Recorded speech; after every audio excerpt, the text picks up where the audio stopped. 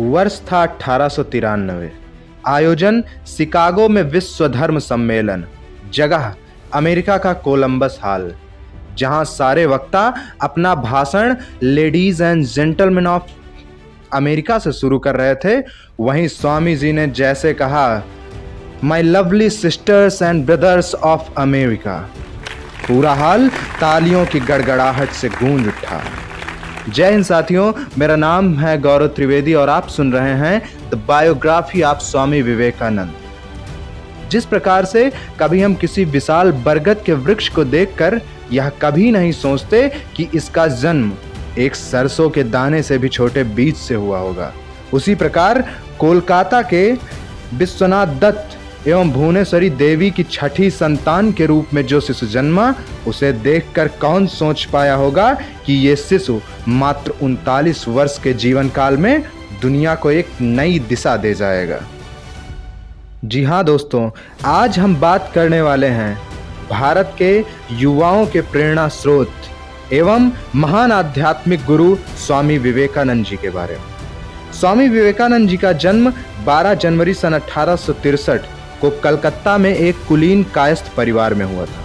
उनके बचपन का नाम वीरेश्वर रखा गया, किंतु उनका औपचारिक नाम नरेंद्र नाथ दत्त था। पिता विश्वनाथ दत्त कलकत्ता हाईकोर्ट के एक प्रसिद्ध वकील थे। उनकी माता भुवनेश्वरी देवी धार्मिक विचारों वाली महिला थी। उनका अधिकांश समय भगवान शिव की पूजा अर्चना में व्यतीत होता था। नरेंद्र के पिता और उनकी मां के धार्मिक, प्रगतिशील व तर्क संगत रवैये ने उनकी सोच और व्यक्तित्व को आकार देने में सहायता की। उनके घर में नियम पूर्वक रोज पूजा पाठ होता था। धार्मिक प्रवृत्ति की होने के कारण माता भुवनेश्वरी देवी को पुराण, रामायण, महाभारत आदि की कथा सुनने का बहुत शौक था। कथावाचक बराबर इनके घर आते रहते थे। नियमित रूप से भजन कीर्तन भी होता रहता था। परिवार के धार्मिक एवं आध्यात्मिक वातावरण के प्रभाव से बालक नरेंद्र के मन में बचपन से ही धर्म एवं आध्यात्म के संस्कार गहरे होते गए। माता पिता के संस्कारों और धार्मिक वातावरण के कारण बालक के मन में बचपन से ही ईश्वर को जानने और उसे प्राप्त करने की लालसा दिखाई देने लगी थी। ईश्वर के बारे में जानने की उत्सुकता में कभी कभी वे ऐसे प्रश्न पूछ बैठते थे कि इनके माता पिता और कथावाचक पंडित तक चक्कर में पड़ जाते थे। अगर हम इनकी शिक्षा की बात करें तो सन 1871 में 8 साल की उम्र में नरेंद्र नाथ ने ईश्वर चंद्र विद्यासागर के मेट्रोपॉलिटन संस्थान में दाखिला लिया, जहां वे स्कूल गए। 1877 में उनका परिवार रायपुर चला गया।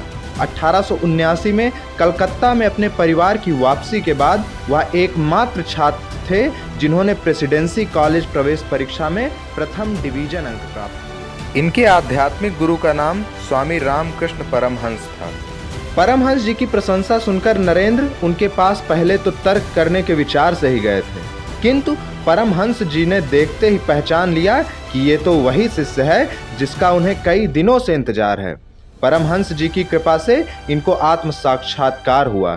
फलस्वरूप नरेंद्र परमहंस जी के शिष्यों में प्रमुख हो गए। संन्यास लेने के बाद इनका नाम विवेकानंद हुआ।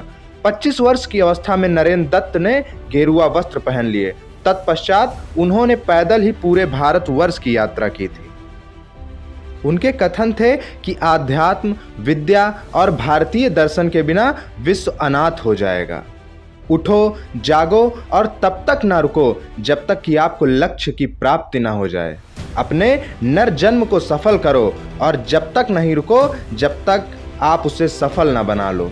स्वामी विवेकानंद के शिक्षा दर्शन के आधारभूत सिद्धांत जो थे कि शिक्षा ऐसी हो जिससे बालक का शारीरिक, मानसिक एवं आत्मिक विकास हो सके। शिक्षा ऐसी हो जिससे बालक के चरित्र का निर्माण हो, मन का विकास हो, बुद्धि विकसित हो तथा बालक आत्मनिर्भर बने। बालक एवं बालिकाओं दोनों को समान शिक्षा देनी चाहिए। धार्मिक शिक्षा पुस्तकों द्वारा न देकर आचरण एवं संस्कारों द्वारा देनी चाहिए। पाठ्यक्रम में लौकिक एवं पारलौकिक दोनों शिक्षाओं का समावेश होना चाहिए। अगर हम उनके जीवन के अंतिम दिनों की बात करें तो स्वामी विवेकानंद ने अपने शिष्यों के बीच शुक्ल यजुर्वेद की व्याख्या की थी और कहा कि यह समझने के लिए कि इस विवेकानंद ने अब तक क्या किया, हमें एक और विवेकानंद चाहिए। उनके शिष्यों के अनुसार जीवन के अंतिम दिन यानी कि 4 जुलाई 1902 को भी उन्होंने अपनी ध्यान करने की दिनचर्या को नहीं बदला और प्रातः 2 से 3 घंटे तक ध्यान किया और ध्यानावस्था में ही अपने ब्रह्मरंध्र को भेद कर महासमाधि ले ली थी। इसी प्रकार से 4 जुलाई 1902 को 39 वर्ष की अवस्था में भारत का यह सच्चा सपूत इस धरा को छोड़कर परलोकवासी हो गया। लेकिन उनके विचार, उनके दर्शन एवं उनकी द्वारा दी गई शिक्षाएं आज भी हम में जीवित हैं।